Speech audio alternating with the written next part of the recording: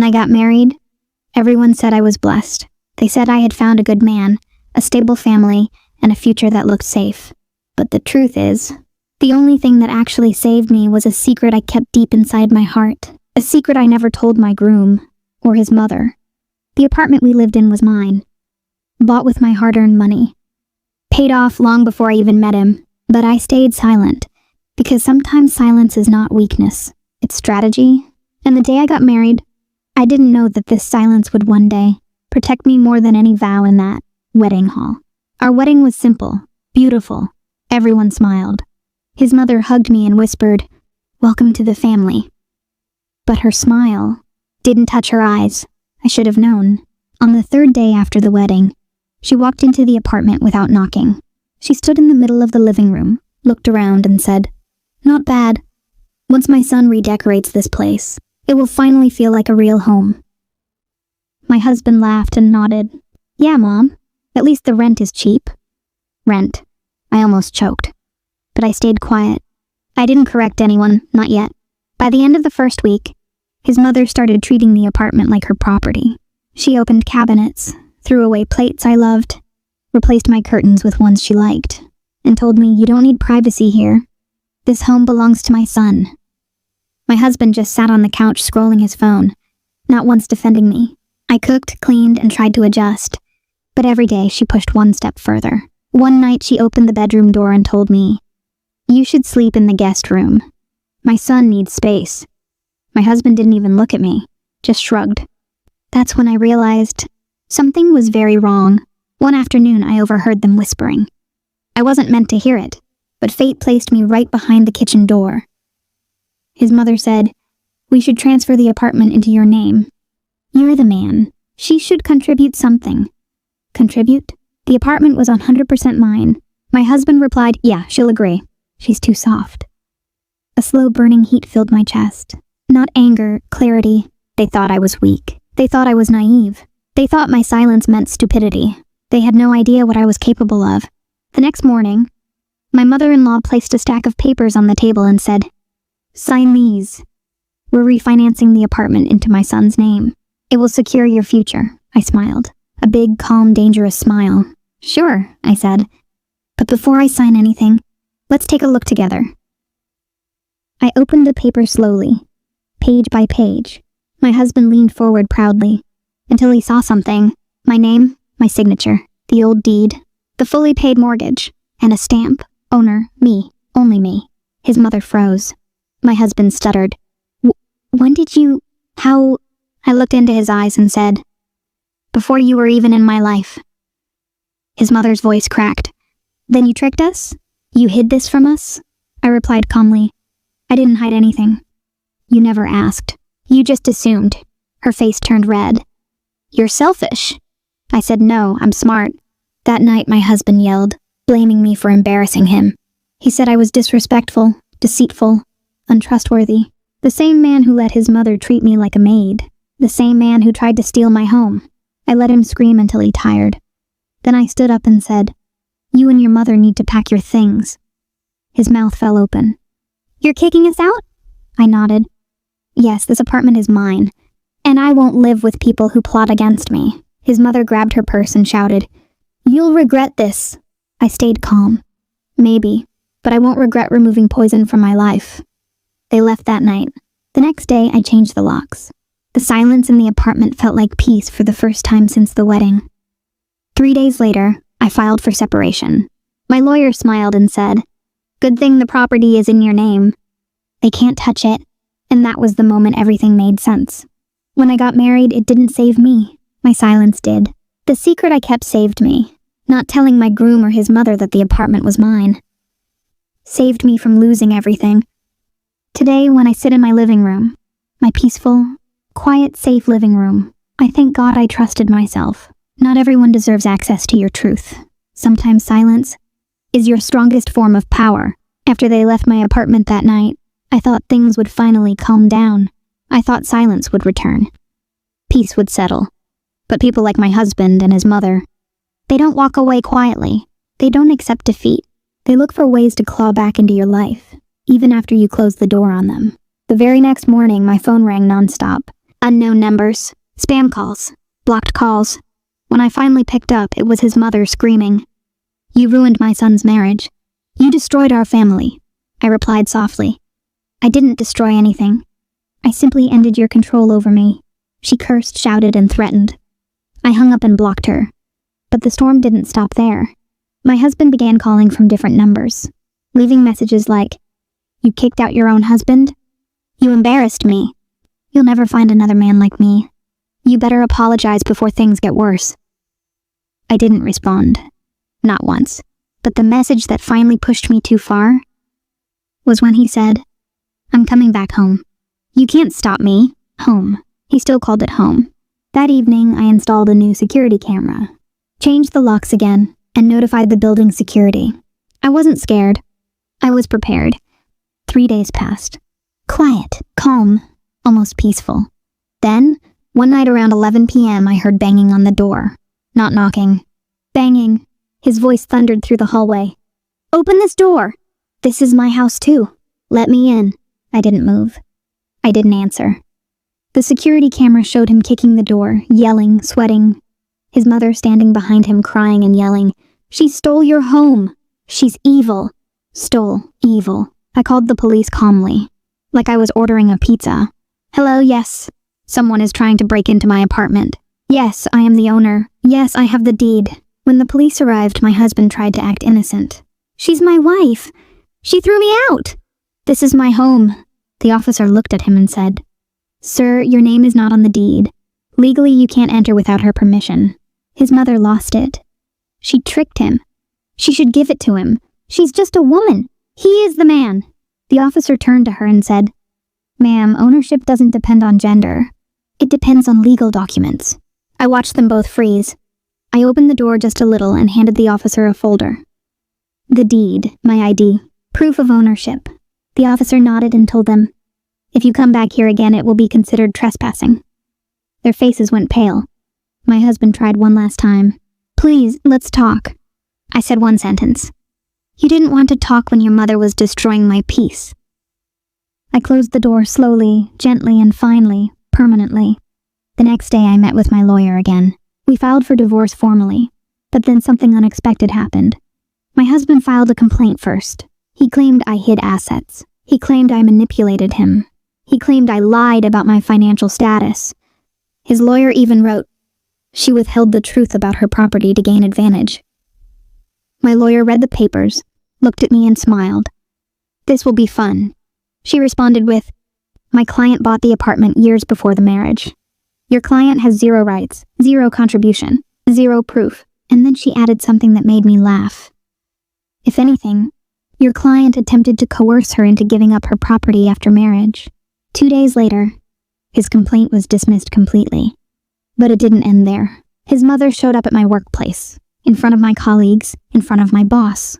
She screamed, "You ruined my son's life. You kicked him out. You're heartless." I calmly walked to security and said, "Please escort this woman out." She reached for me, grabbed my arm tightly and hissed, "Women like you end up alone." I pulled my arm away and replied, "Women like me end up free." Security dragged her out while she kicked and shouted. Later that night, I sat on my couch, my own couch in my own apartment, and I realized something powerful. I didn't ruin anything. I saved myself. I saved my peace. I saved my future. And I saved everything simply because I didn't tell them one truth. The apartment was mine, and that silence protected me from destroying my life. After the complaint was dismissed and the police warned them to stay away, I finally felt like my life was returning to normal. But people like my husband and his mother, they don't understand defeat. They don't understand boundaries. They don't understand the word no. They understand only one thing: control. And when you break free from their control, they become dangerous. A week after the divorce papers were filed, I received an unexpected message. Not from him, not from his mother, but from his sister. It said, "I need to talk to you. It's urgent." I ignored it at first, but she kept calling, again and again, until I finally picked up. Her voice was trembling.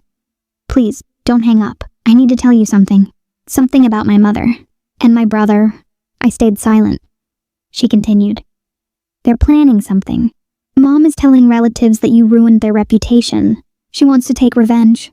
My brother hasn't eaten for days. He's angry. He's not thinking straight. Please be careful. I inhaled deeply. Why are you telling me this? And she whispered the words I never expected. Because you're not the first woman they've done this to. My heart stopped. What do you mean? She sighed shakily. This was their pattern. My brother needed a wife who had money. Mom wanted control over her daughter-in-law's income. They look for women who are quiet, kind, and financially stable. You were perfect for them. They didn't love you. They targeted you. For a moment, everything inside me went still. My silence, my politeness, my respect, my patience. In their eyes. It wasn't kindness. It was weakness to exploit. His sister continued, Please protect yourself. Mom is telling people you stole their house. They want sympathy. They want attention, I said softly. It wasn't their house. She replied, I know, and they know. But they want the world to believe their story. I thanked her quietly and ended the call. The next morning, I woke up to dozens of messages from unknown numbers. Relatives of his family. People I had never met. All accusing me of destroying the marriage. Calling me selfish. Calling me greedy. Calling me heartless. I deleted every message. By the afternoon, I received a notice. A legal notice. My husband was now demanding alimony. Money. From me. Even though he never contributed a single rupee to the house. Even though he tried to steal it. Even though he harassed me. Now, he wanted money from me. My lawyer laughed. He has no grounds. This is desperation. He's trying to pressure you. But pressure doesn't work on someone who has already walked through fire. I refused. That evening, as I stepped out of my apartment, I saw his mother standing near the elevator, her eyes dark, her face twisted in anger. She blocked my way and spat. You think you've won? You think we'll let you live peacefully after what you did to my son? I said firmly. What I did was protect myself. She smirked. Women like you end up alone, bitter, empty. I looked her straight in the eyes and replied, and women like you end up losing everything they try to control. She lifted her hand like she wanted to slap me. I didn't flinch. Before she could touch me, 2 neighbors stepped out of their flats. She quickly lowered her hand and walked away, ashamed. But this time I wasn't shaken. I wasn't scared. I wasn't emotional. I was done being the quiet one. The next day, I gathered every message, every threat, every attempt of harassment, and filed a restraining order. My husband, his mother, all of them. Now they couldn't come near me, couldn't call me, couldn't harass me. For the first time since the marriage, I felt truly safe. And that night, sitting alone in my peaceful living room, I realized something important. If I had told them the truth, if they knew from the beginning that the apartment was mine, if I had trusted them blindly, they would have destroyed everything I built, everything I earned, everything I am. Silence didn't just save me once. It saved me again and again, and the woman I was becoming was stronger than the woman I used to be. The story wasn't over, but for the first time, I knew I would win. After the restraining order was approved, I thought everything would finally end. I thought they would fade out of my life like a bad memory. But revenge doesn't always come loudly. Sometimes it comes quietly, through people you least expect. And in my case, it came through society, through whispers, through lies, through a narrative his mother created so perfectly that strangers began judging me without ever knowing the truth. Within a week, rumors spread across my workplace, my neighborhood, even in the groups where I volunteered. Whispers like, she trapped her husband. She kicked him out of his own home. She bought the apartment with someone else's money. She's a selfish woman. Poor boy. The same people who never knew me, never supported me, never cared about me, suddenly had opinions about my life. I tried to ignore it. But when lies spread faster than truth, silence becomes suffocating. One morning at work, a colleague approached me hesitantly. She said, I heard your husband is depressed because you threw him out. Is that true? Something inside me snapped. Not in anger, in exhaustion. I looked at her calmly and said, the apartment is mine. He tried to take it from me. He tried to control my life. That's what's true. Her eyes widened. No one told us that part. Of course not. People like my mother-in-law never tell the full story. They only tell the version that makes them victims. But destiny has its own way of revealing truths. One evening, I received a call from an unknown number. I almost didn't answer, but something told me to pick up. A man's voice spoke. Soft, serious. I'm your husband's therapist. He asked me to call you. My stomach tightened. Why? The therapist sighed. He wants to meet you. He says he needs closure. He says he wants to apologize. Apologize? Him? The same man who tried to break into my home. Who supported his mother's cruelty? Who filed false complaints? I said. I have a restraining order against him. The therapist replied, Yes. That's why he can't contact you directly. He just wants one meeting, in a public place. Supervised. He wants to talk about the divorce. I didn't answer. It wasn't fear holding me back. It was the weight of everything he had done. The therapist added softly. He told me everything. Everything his mother did. Everything he allowed. He knows he ruined your peace. He says he regrets it. For a moment, just a moment, I felt something like pity. Not love, not forgiveness. Just pity. A week passed. I said nothing. Then one night, as I sat alone in my living room, I realized something important.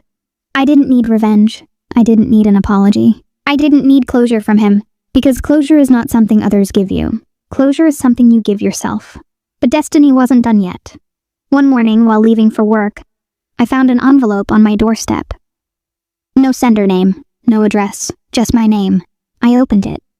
Inside was a handwritten letter, and the moment I saw the handwriting, my breath caught. It was from his sister. It said, Dee Dee, you need to know the truth. Something happened at home. Something about my mother. And you deserve to hear it from me before you hear it from the world. My hands trembled as I continued reading. Mom had a breakdown. She kept screaming your name. She kept saying you destroyed her life. But then she said something else. Something no one knew. My heart pounded. She said she chose you, for my brother, because she thought she could take everything from you. She admitted she wanted control of your apartment from day one. She admitted she pressured my brother to marry you for financial security. I felt a cold shiver run through me. The letter continued. She said you were supposed to obey her. She said you were supposed to sign everything over, but you didn't. And now she blames you for her life falling apart. I sat down slowly. Breathing felt heavy. Not from fear, from shock. The last lines of the letter said, Dee Dee, I'm sorry. For everything. If you want to know the full truth, come meet me. There's something else you need to hear. Something that will change how you see everything. I folded the letter slowly. The family that once tried to break me was breaking apart themselves, not because of me, but because truth had finally caught up with them. And for the first time, I wasn't the one running. They were. I looked around my apartment, my peaceful, quiet, safe apartment, and realized this story was far from over. And whatever came next, I was ready for it. The letter from his sister didn't scare me. It didn't confuse me. It didn't weaken me. It awakened something inside me. A strength I didn't know I had.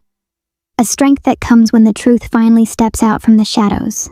And I knew, in the moment I read her words, that this ending wasn't just about them anymore. It was about me reclaiming every part of my life that they tried to break. I agreed to meet her. Not for them. Not for closure.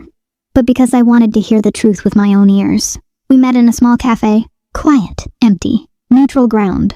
She walked in looking fragile, exhausted, and older than before. The moment she sat down, she whispered, Dee Dee, everything our mother did, everything my brother did, it was planned. But something happened. Something no one expected. My heart tightened, but my face stayed calm. Tell me. She took a deep breath. Mom didn't only plan to take your apartment. She planned to get access to your bank accounts. She wanted you to quit your job. She wanted full control of your income. She told my brother this marriage was an investment. I didn't blink. I didn't move. I just listened. She continued. But then something changed. When you refused to give the apartment, Mom became obsessed. She started blaming my brother for not controlling you. She told him he was failing as a man. Every day she poisoned his mind. Every day she pushed him deeper into anger and guilt. My jaw tightened. This was the truth behind everything. She looked at me with trembling eyes. And then, Mom did something terrible. My voice was low. What did she do? Her sister swallowed hard. She told my brother that you were cheating on him. For the first time, my chest burned. What? She nodded sadly. She said no woman buys an apartment alone unless a man is paying for it. She told him you had another man. She made him believe you were unfaithful. That's why he wanted to control you. That's why he listened to everything she said. Because he genuinely believed he was losing you to someone else. For a moment, I felt nothing. No heartbreak, no anger, just an empty shock. His sister whispered, he believed it so much that he wanted to trap you legally.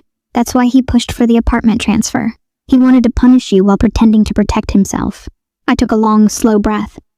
Then she added, and now, Mom confessed everything in her breakdown. She admitted she lied.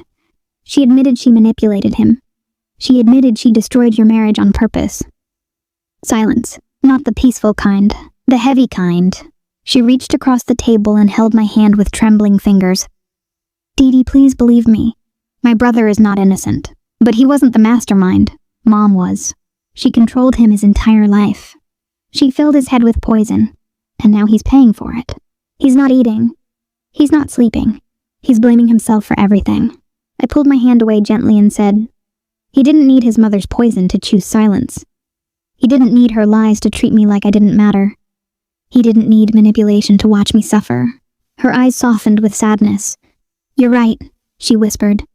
He failed you as a husband, but he's broken now. And he said something before his therapist called you. A small chill climbed my spine. What did he say?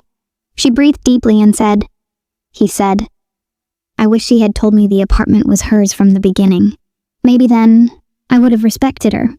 I closed my eyes slowly. So that was it. Respect that depended on property, love that depended on control, marriage that depended on lies. I stood up to leave. Her sister grabbed my wrist and said, Dee Dee, he wants to see you, just once, for forgiveness, for peace. I looked at her with the calmness of a woman who had survived hell. I don't owe him a meeting, I said softly. I don't owe him forgiveness. I don't owe him closure. He chose silence when I needed support. He chose his mother when I needed a partner. He chose control when I needed respect. She slowly let go of my wrist. I walked out of the cafe, out of their story, out of the past that tried to chain me. The sky outside was clear, bright, free, just like me. That night, I sat in my quiet apartment, the same apartment they tried to take, and I smiled for the first time in months, because I finally understood. I didn't win because I kept the apartment. I won because I kept myself, my dignity, my strength, my sanity, my truth, and the silence I kept. The secret I protected didn't just save me from losing everything. It saved me from a marriage that was never built on love, but built on expectations, control, and lies. And now, as I looked around the home that belonged only to me, I finally said the words out loud. I survived. I healed. I moved on. And I don't need anyone's apology to feel complete. The story didn't end when the marriage ended. The story ended when I finally chose myself. I stood there for a second, frozen. My husband kept staring at me like he had seen a ghost. His mother looked like someone had snatched the ground from under her feet. And then, he whispered, so, everything you gave us, all the comfort, the roof over our head, it was you? I didn't say anything. I didn't have to. His mother jumped in immediately. She lied. She hid everything. This is cheating. My son deserved to know. I looked at her calmly. I didn't hide anything. I simply didn't announce something you never asked about. She scoffed. So you're smarter than us now? I smiled softly. No, I just learned from life that sometimes people value you based on what they think you have, not who you really are. My husband swallowed hard. He stepped forward and said quietly, Mom, enough. His mother gasped. You're defending her? He looked at me, and for the first time since we got married, there was respect in his eyes. She took care of us. She supported us, and we repaid her by treating her like she was less. His mother's face turned red. So now she owns you too? He shook his head. No, Mom. She earned my trust. Something you're losing right now. I felt my eyes burn with tears. Not because of the fight, but because this was the first time someone stood up for me. His mother angrily grabbed her purse and stormed out, slamming the door like the house belonged to her. The irony was beautiful. My husband slowly turned to me. I'm sorry. I didn't answer.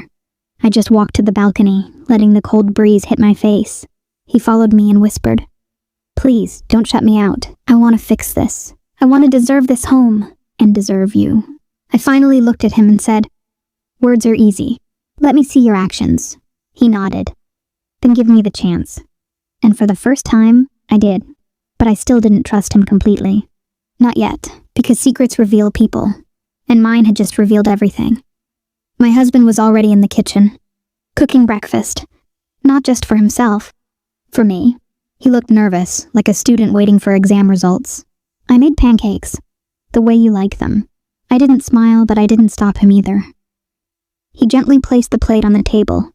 I know I can't erase everything, but I'm going to show you, every day, that I value you more than anything. For the first time, his voice felt real, not defensive, not entitled, just honest. I ate quietly. His hands were shaking as he sat beside me. After a few minutes, he whispered, you know, last night taught me something. I raised my eyes. What? He exhaled slowly. That a home isn't about who owns it. It's about who protects it, who respects it, and who keeps it standing. And then he said something I never expected. And you've been doing all of that, alone. Those words hit me harder than any argument ever could. I didn't forgive him instantly. Healing doesn't happen overnight. But in that moment, I realized something important. He wasn't trying to impress me anymore. He was trying to understand me. He took my hand gently. Just give me the chance to be the husband you deserved from day one. For the first time, I let myself nod. Not a big yes, just a small one. But sometimes, a small yes is how a big change begins. I looked toward the camera in my mind, toward every person listening, and I said, if you were in my place, would you forgive someone who finally chose to grow? Tell me in the comments. I stood up from the table with a soft half smile. And if this story touched your heart even a little, don't forget to like the video, subscribe to the channel, and share it with someone who needs to hear it. Because sometimes, a story isn't just a story. Sometimes it's a reminder that strength doesn't come from shouting. It comes from surviving. And I did.